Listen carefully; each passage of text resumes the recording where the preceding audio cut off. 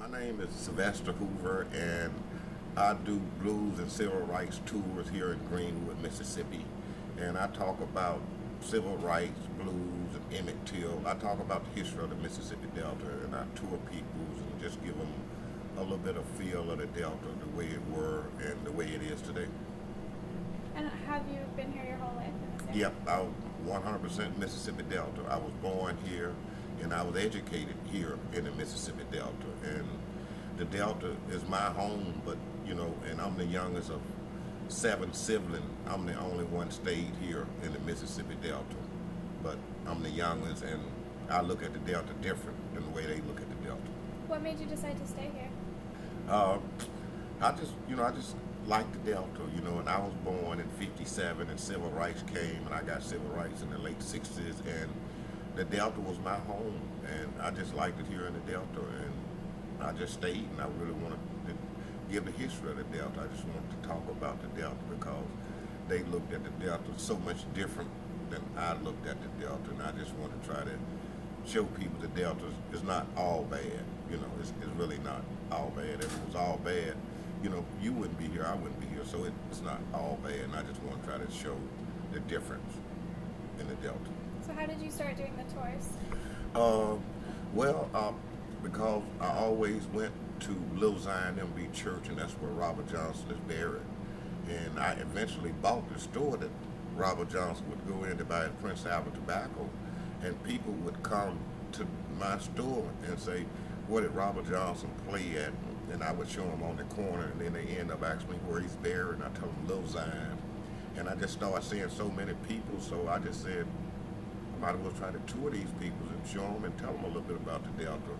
And I started doing it in the '90s, and it really has, it's picked up, and I see a lot of people. So you see all sorts of people come through here. What is that like, showing different people all the time your home? Well, a lot of people can't believe it. A lot of foreign people, they just don't believe the Delta, is the Delta. They can't believe that people would do other peoples the way that they have done black peoples. And I tour white peoples from the Delta that left here right during that era. And they would say, I didn't realize this. I didn't see it this way, because it was the way they was raised and they was taught, and they just didn't realize it, because it was common. It was, it was an everyday thing, and they just said, man, I just didn't realize it. I didn't understand, And now they come back to see, look at it again, So what do you see in the area in terms of newer music or younger generations playing music? Well, I see more young blacks getting into blues, and about 10, 15 years ago, young blacks, they really wasn't into blues, but I see a lot more young blacks into blues now than I did, 15 years ago. What do you attribute that to? Well, just getting the word out, people's coming around, and now they just enjoy it. They realize how good the music is, and because a lot of times, say, I'm right here in the Delta, every blues almost everywhere, and I'm kind of used to it. I don't really understand what I got, because I'm so used to, to it, But now they realize that it's a great music. It's the only American music, so it is really good, and I'm glad they got back into it. I really am. Are they writing lots of original blues works or playing more traditional stuff? Well, they doing a lot of the old stuff, but they add new stuff to it. To me, taking it another step, if you ask me, because I see them all the time. I say, man, that's pretty good. They take some of the old stuff and they would add another couple extra steps into it, change a few words here and there, and they make it sound really good. Do you think that that's something that's distinct in Greenwood in comparison with other neighboring cities and towns? Well, the Delta, the Delta is just a different place. The Delta, people here in the Delta don't think like the normal Joe, because it's the Delta, because the education level and just the whole 9 yards in the Delta are so much behind the rest of the world. Why do you think that is still? Well, I think it's a combination of, the education and the economics, because, it's not really just, say now, black and white. It really don't make a whole lot of difference, about black and white, but the economics make the whole difference, If you got a lot of money, you're okay, but if you ain't got much money, you still pretty much like you were before. It's not much different, because if you don't have money, you can't do things that a normal person would do.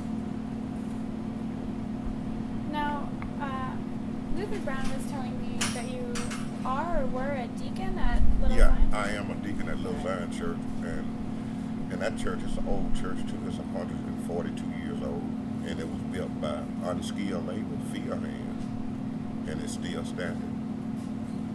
I mean, it's 142 years old, and I did the history of the church. I said, man, I just want to, to kind of understand what was these guys thinking when they built this church 142 years ago. Did they think this church was going to be here, this long and play this big of a part in our community? They could have, but like I said, they were really smart.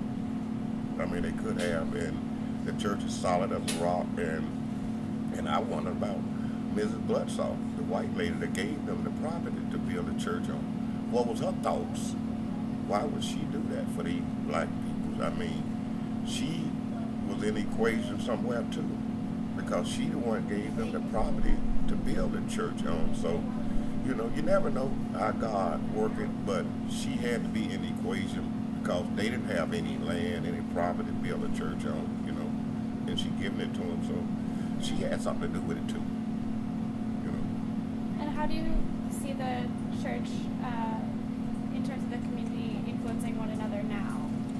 I mean, it still got a lot of impact in the community because, the Baptist church, it don't have the impact that it had, 20, 30 years ago when everybody lived in the country. But, I mean, the Baptist church always had influence in the community, always, ever since it's been a black community, because everything starts in the Baptist church. Everything starts, whatever it is, blues, civil rights, human rights, voting rights, whatever it is, it starts in the black church. And right now, in the black community, I mean, you go look at it, Baptist church is your biggest business in the black community. It's bigger than my business, this church. And it opens just, Sundays and Wednesdays, whatever. See, and right now, the Baptist church is the biggest business in the black community. Now, have you noticed any change in the music within the church? Yeah, it has changed a little bit. It's not so much of the older music like they was playing. It's more temporary stuff. It's a little bit different now than it were then, but it's still a lot similar, but it's different to a certain degree. Why do you think it's changing? The people's